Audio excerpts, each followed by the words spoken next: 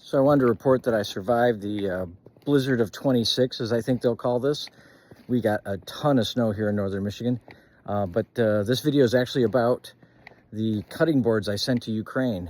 So check out these hopefully happy customers. I'm so glad I could send something that they can use and make them remember that not every American has forgotten about Ukraine. Slava Ukraine.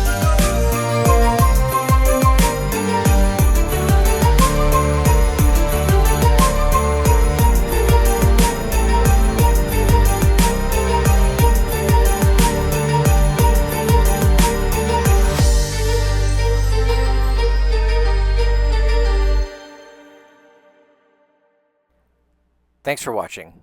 Link above to donate to the Ukrainian Falcons, and I'll put a link in the description as well.